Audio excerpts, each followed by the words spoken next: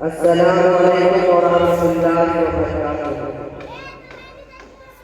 نحمدہ ونصلی علی رسولہ الکریم، اما بعد۔ نہ میں تحریک چھوڑوں گا نہ میں اسلام چھوڑوں گا، نہ میں تحریک چھوڑوں گا نہ قرآن چھوڑوں گا، نہ اس مٹی کو چھوڑوں گا نہ یہ پہچان چھوڑوں گا۔ تجھے کرنی ہے جتنی کوشش کر کے مٹانے کی، نہ میں اسلام چھوڑوں گا نہ میں ہندوستان چھوڑوں گا۔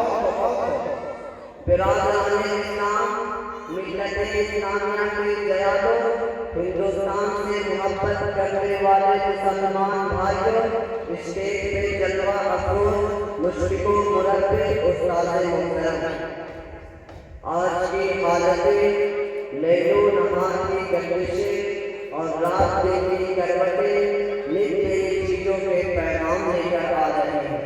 یہ بات بالکل عیاں اور صاف و شفاف ہے کہ ہندوستان ہمارا ملک اور مادر وطن ہے، اور یہاں ہمارا وجود آج سے نہیں بلکہ ایک مدت ہے۔ یہاں کی خوشیوں اور مسرتوں میں امتیاز ہے، یہاں کے رنج و غم اور قلب و علم میں ہم شامل ہیں۔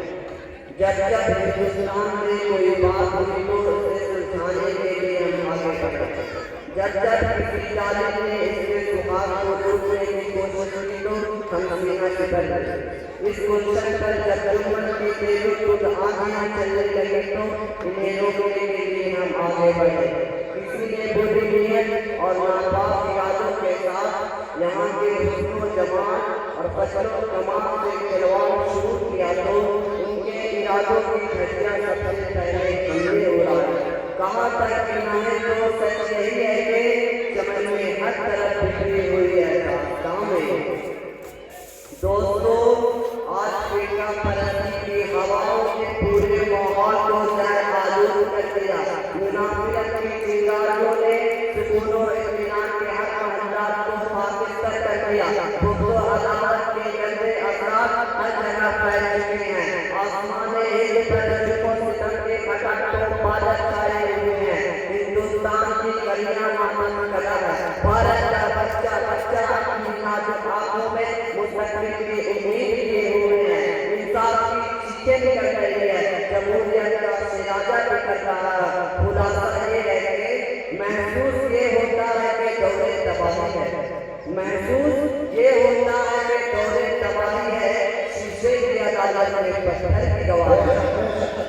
برادران اسلام، ہم مذہب اسلام میں سرشار ہیں، نبی آخر الزمان صلی اللہ علیہ وسلم کے پیروکار ہیں، باطل کے مقابلے میں جانباز ہے۔ دوستو، ہمارے دل پر فخر و فخر ضرور ہے، مگر ہمارے دلوں میں قیادت و سیادت، حفاظت و سیادت کی پٹی لکیریں ہیں۔ تاریخ گواہ ہے کہ ہماری قیادت کو جب دنیا نے رنگ و بو دینے دیا تو نمونہ بنا کر اپنی راہیں ہموار کر لی۔ بڑے بڑے حکومت کی راہیں محفوظ ہو گئے، ادارے متزلزل ہو گئے، ہزاروں ارمان خاک آلود ہو گئے۔ وہ وقت یاد کیجیے جب ہماری حکومت اور حکمرانی کی کامیابی کا چرچا جہاں تک عالم میں ہونے لگا تو آسمان پر چمکنے والے ستارے، بلندیوں پر پرواز کرنے والے پرندے اور ہزاروں میل دور کی میں پھیلانے والے سورج بھی ہماری حکومت اور سلطنت کے فخر سمجھنے دے گئے ہیں۔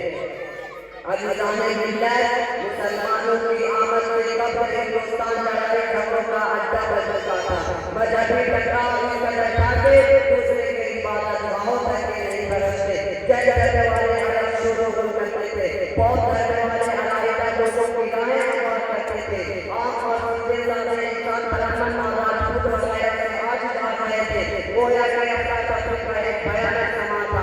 لوگ علاموں سکون بلبل زندگی کی مطلب تھے، عورتوں کے ساتھ کوئی انصاف، کوئی فیصلہ تسلی بخش ہوتا ہی نہیں تھا۔ جن بیچاری عورت کا شوہر اگر مر جاتا تو ان بیچاری کی زندگی میں خوشحالی پیدا ہونا ناممکن نہیں بلکہ محال تھا۔ یہاں تک کہ نہیں، نہ جانے ان پر کیسے کیسے فکرے کرتے جاتے تھے، سننے والے نہیں جنگلوں کی چیخیں نکل پڑتی ہے۔ میرے دین بھائیوں، جب وہ بدبریت اور شفاعی بدلی زندگی سے یہاں کی بجائے بالکل خراب ہوتی جا رہی تھی تو خالق ارض و سما، مالک کون و مکان رحم و کرم،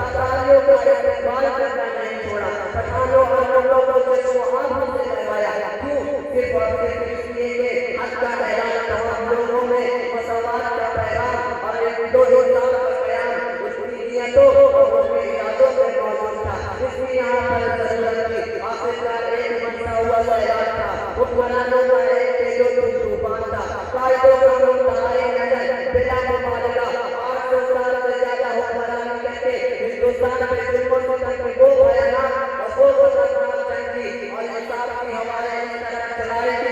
زمانہ اس وجہ سے پیش سے کافی ہے. 100 بار سنوارا ہے ہم نے اس ملک کے کیسرے بہن. 100 بار سنوارا ہے ہم نے اس ملک کے کیسرے بہن کو. یہ اہل جنوب بتلائیں گے کیا ہم نے دیا ہے.